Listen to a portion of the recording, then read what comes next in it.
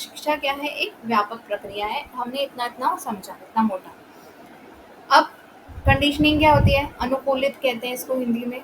अनुकूलित या कंडीशनिंग किसे कहते हैं?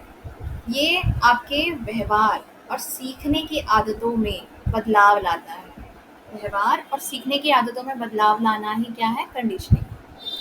कंडीशनिंग का दायरा छोटा होता है, संकीर्ण होता है, और व्यवहार की यानी कि जो आपका बिहेवियर है उसकी रिपीटेशन होती है, बिहेवियर उसकी पुनरावृत्ति होती है, तब जाके हम कंडीशनिंग को प्राप्त करते हैं। किसी भी हैबिट को बनाने के लिए काफ़ी बार हमें प्रयास करना होता है, ठीक है? वही क्या है? कंडीशनिंग है। इसमें पाठ्यक्रम तय होता है और मूल्यांकन जो हम करते हैं वो एक व्यवहार या आदत जो हमने अपना ली है उसके आधार पर कंडीशनिंग में किया जाता है। फिर आता है उपदेश। उपदेश मतलब होता है इंडॉक्ट्रिनेशन।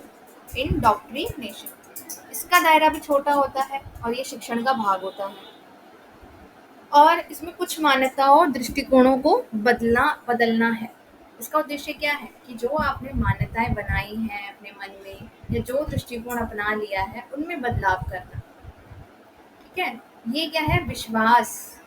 विश्वास के बारे में बताता है उपदेश, ठीक है? विश्वास का निर्माण करता है उपदेश।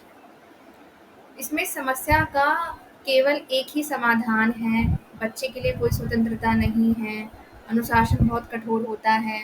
हमने ये धारणा बना ली, लेकिन बाद में जब उपदेश मिला तो हमने अपने व्यवहार को बदला, हमने अपनी मान्यता और दृष्टिकोण को बदल दिया उपदेश के द्वारा। अब निर्देश अनुदेश। निर्देश शिक्षार्थी को यह बताने की क्रिया है कि क्या करना है। हम इंस्ट्रक्ट करते हैं ना, क्या करना है क्या नहीं करना। इसका दायरा भी छोटा होता है, सीमित होता है। और निर्देश हमेशा कैसा होता है? औपचारिक होता है। निर्देश हमेशा औपचारिक होता है, रिमेम्बर, फॉर्मल होता है। निर्देश शिक्षण का एक हिस्सा है। निर्देश का अर्थ है विशिष्ट विषयों का ज्ञान प्रदान करना। इसका क्या अर्थ है? कि विभिन्न विषयों को जो ज्ञान दिया जाता है वो निर्देश में आता है। निर्देश आमतौर पर कक्षा तक ही सीमित होता है, ये अनौपचारिक नहीं होता कभी भी, ध्यान रखेंगे इसे। तो हमने क्या जाना? कंडीशनिंग क्या है? छात्रों के सीखने और कौशल में सुधार करना कंडीशनिंग कहलाता है। प्रशिक्षण व्यवहार और आचरण को आकार देना। तो आप एक बार देख लेना, उसे गो थ्रू कर लेना, जो चीज़ समझ नहीं आएगी फिर आप मुझे बताना नेक्स्ट क्लास में। आज हमें पढ़ना है levels of teaching. Levels of teaching आपके हमने पढ़ा था पहले। एम यू शॉर्ट फॉर्म है इसकी, MU R। एम से memory, first level. Second level of teaching is understanding and third level is reflecting. So there are 3 levels of teaching, MUR। अब आगे बताया है कि 3 दृष्टिकोणों के अनुसार शिक्षण को हम परिभाषित कर सकते हैं। शिक्षण सत्तावादी भी होता है, डेमोक्रेटिक भी होता है, क्योंकि इसमें छात्र की भी भागीदारी होती है, तो डेमोक्रेटिक भी होता है, और साथ ही ये लियासिज फेयर होता है। ये तीनों टर्म्स याद रखने हैं, ठीक है? आगे चलते हैं। जो लेवल्स ऑफ टीचिंग है जिसकी हमने बात करी, मेमोरी, अंडरस्टैंडिंग लेवल और रिफ्लेक्टिव लेवल, ये हर किसी ने अलग अलग दिया है। जैसे मेमोरी लेवल दिया था हर्बर्ट ने, हर्बर्ट का टीचिंग मॉडल है ये, ठीक है? स्मृति स्तर गिवन बाय हर्बर्ट। बोध स्तर understanding level is given by Morrison model है। और चिंतन स्तर यानी कि reflective level was given by Hunt model जिसे कहते हैं। अब जो स्मृति स्तर होता है ना, इसमें हमारे लीस्ट थॉट्स होते हैं, क्योंकि हम पहला जो स्टेज है मेमोरी लेवल, हम इसमें क्या करते हैं? रटते हैं चीज़ों को, समझते बाद में, पहले हम याद करते हैं। हमें जैसे पहाड़ा भी याद करना हो तो हम उसको रटते हैं, दो एकम दो, दो दूनी चार, ऐसे करके। तो उस टाइम पे जो हमारे थॉट्स होते हैं कम होते हैं। फिर बोध स्तर, जब आप मेमोरी अच्छी हो जाती है आपकी, आपको याद हो गया पहाड़ा, तो फिर आपकी अंडरस्टैंडिंग बढ़ने लग जाती है। तो तब आप थॉटफुल हो जाते हो, विचार से युक्त हो जाते हो कि अच्छा दो दो, दो जमा दो चार होते हैं। इस तरीके से आप चिंतन करने लगते हो, तो आपका लेवल बढ़ जाता है उस वक्त। और ये lower level to higher level चलता है। फिर आपका आते हैं चिंतन स्तर। चिंतन स्तर लास्ट स्टेज होती है, और इसमें आप बहुत सारे विचार होते हैं आपके पास। ये अति विचार युक्त स्टेज होती है, ये लेवल होती है। तो कितने लेवल्स होते हैं टीचिंग के? 3 लेवल्स होते हैं। आगे चलते हैं।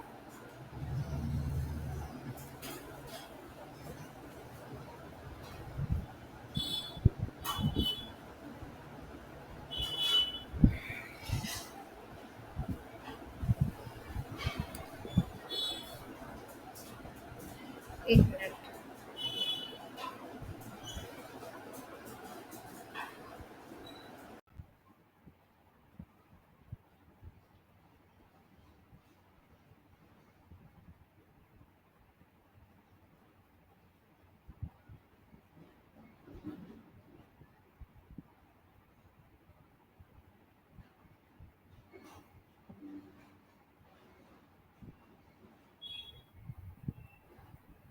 स्क्रीन विजिबल है ना? हाँ जी दीदी। यस और वॉइस भी ठीक है? हाँ यस जी। ठीक है। तो आज हमें पढ़ना है, अभी जो हमने पढ़ा वो तो ध्यान रखना ही है, साथ ही अब हम पढ़ेंगे टीचिंग एनवायरनमेंट के जो 3 चर होते हैं। किसी भी शिक्षण के वातावरण को बनाने में 3 चर की महत्वपूर्ण भूमिका होती है। एक होता है स्वतंत्र चर, चर 3 प्रकार के होते हैं। दूसरा है आश्रित चर, और तीसरा चर है हस्तक्षेप चर। आगे जाके आप जब आगे जाओगे अपने मास्टर्स में, तो आप पढ़ोगे रिसर्च में भी सेम चीज़। स्वतंत्र चर, आश्रित चर और हस्तक्षेप चर। स्वतंत्र चर किसे कहते हैं? जो शिक्षक होता है, क्योंकि शिक्षक को स्वतंत्र चर के अंतर्गत रखा है, क्योंकि वही सब कुछ बनाता है, योजना वही बनाता है, पाठ योजना, है ना, उद्देश्य का चयन करना, सारा काम शिक्षक के हाथ में होता है। तो वो स्वतंत्र चर के अंतर्गत आता है, और इसलिए वो इंडिपेंडेंट वेरिएबल है। आश्रित चर मतलब डिपेंडेंट वेरिएबल। छात्र अब किस पर डिपेंड होते हैं? मतलब टीचर पे डिपेंड होते हैं ना, so there are dependent variable. तो आश्रित चर में छात्र आ जाते हैं। और हस्तक्षेप चर यानी कि इंटरवेनिंग वेरिएबल्स वो होते हैं जो छात्र और शिक्षक के बीच में उनको जोड़े रखने का काम करते हैं। यानी कि सिलेबस, आपकी पाठ्य पुस्तकें, उनकी शिक्षण विधियां, टीचिंग मेथड्स और एनवायरनमेंट, वातावरण। अब आगे चलते हैं। आगे दिया है शिक्षण की आवश्यकताएं। शिक्षण प्रक्रिया में जो बहुत सारी चीज शामिल होती है, अब उसी को क्या, जो 3 चर है इसको अब और डिफाइन कर दिया। ठीक है। जो हस्तक्षेप चर है, इसकी हमने बात करी, इसे ही एक और नाम से जाना जाता है मध्यवर्ती चर। इसको क्या कहते हैं? मध्यवर्ती चर भी कहते हैं। पहले बात करेंगे आश्रित चर की। आश्रित चर में छात्र आते हैं, और इसमें शिक्षक और शिक्षण प्रक्रिया के प्रयासों के माध्यम से परिवर्तन और विकास आता है। किसका परिवर्तन और विकास? छात्र का। किसके माध्यम से? जो एक शिक्षक लाता है और शिक्षण प्रक्रिया लाती है। शिक्षण की प्रक्रिया में आश्रित चर को, यानी कि जो छात्र हैं, उन्हें क्रियात्मक रहना पड़ता है। उनकी भूमिका कैसी होती है? एक्टिव रहती है। अगर छात्र सुनेंगे नहीं अपने टीचर्स को एक्टिवली, है ना, अटेंटिवली, तो वो अधिगम अच्छे से हो नहीं पाएगा, शिक्षण नहीं हो पाएगा अच्छे से। तो आश्रित चर को क्रियात्मक रहना पड़ता है, सक्रिय रहना पड़ता है। अब बात करेंगे स्वतंत्र चर की। स्वतंत्र चर के अंतर्गत आता है शिक्षक। स्वतंत्र रहता है वो, इसलिए उसको स्वतंत्र चर में रखा गया है। वह छात्रों के जो भी कामकाज होते हैं वो आश्रित चर के लिए जिम्मेदार है। आश्रित चर मतलब छात्रों के लिए जिम्मेदार है। कौन?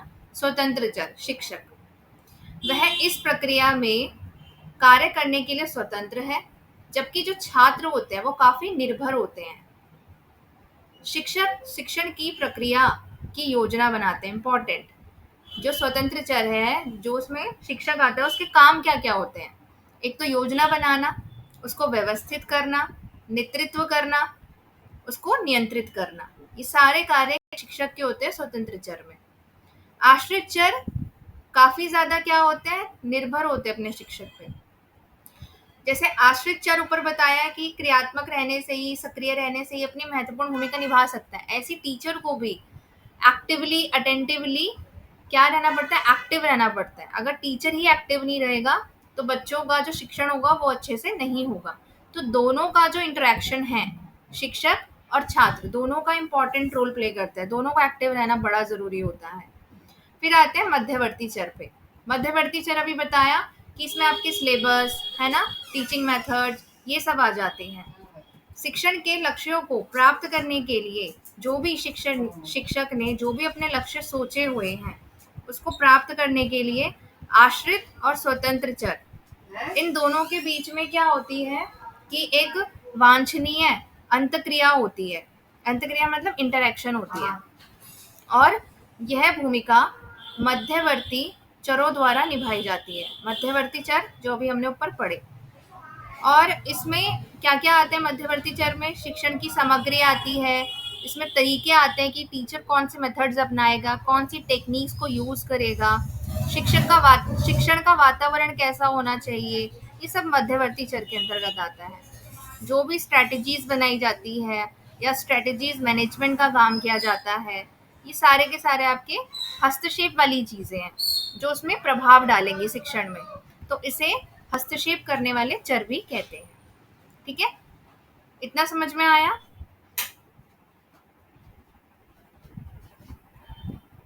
दीदी हस्तक्षेप चर मतलब क्या, उसका मतलब समझ नहीं आया। हस्तक्षेप हम जब कोई बीच में मीडिएट करने का काम करता है ना, जब कोई मध्य की भूमिका निभाता है।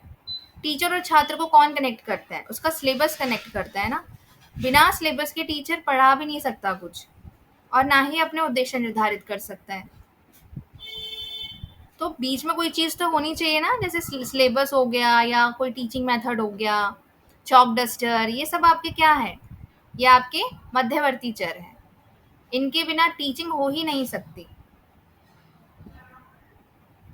आपका प्रोजेक्टर है ना, स्क्रीन, ये सब आपके उसमें आ जाते हैं मध्यवर्ती चर में।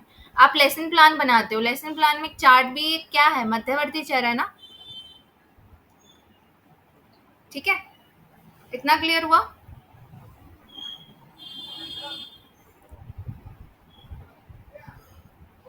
आगे चले?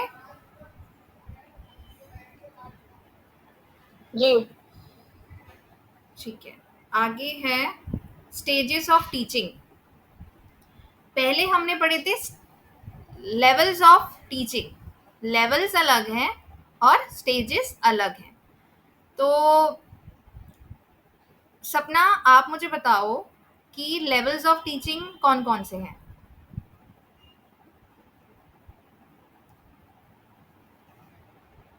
लेवल्स ऑफ टीचिंग, स्वतंत्र और स्वतंत्र में शिक्षक आते हैं, फिर आपके छात्र आते हैं, और हस्तक्षेप या हम कह सकते हैं मध्य कह सकते हैं, जिसमें हमारा असाइनमेंट है, प्रोजेक्ट है, सिलेबस है, ये सारी चीजें। नहीं, ये लेवल्स ऑफ टीचिंग में आ जाएंगी। नहीं, गलत है ये। अभी आपने वेरिएबल्स MEUR, यस, रश्मि ने बताया ना ये। मेमोरी, अंडरस्टैंडिंग और रिफ्लेक्टिंग। हाँ, गुड। ओके, देखो अटेंटिवली सुनो चीजें, आप यहीं पे गलती कर जाओगे। ध्यान से सुनो। अभी हमने वेरिएबल्स करे, वेरिएबल्स नहीं आएंगे इसमें, लेवल्स मैंने पूछे। Levels MEUR, short trick. M for memory, U for understanding and R for reflective. आपको ऐसे याद करना है, ठीक है? एक सेकेंड वेट।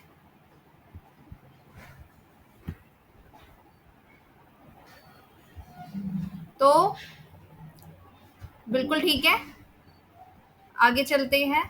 अब हम क्या पढ़ेंगे, स्टेजेस पढ़ेंगे। लेवल्स हमने पढ़े, अब है स्टेजेस।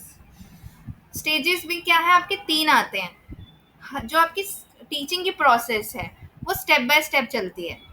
ठीक है, फर्स्ट स्टेप, सेकंड स्टेप,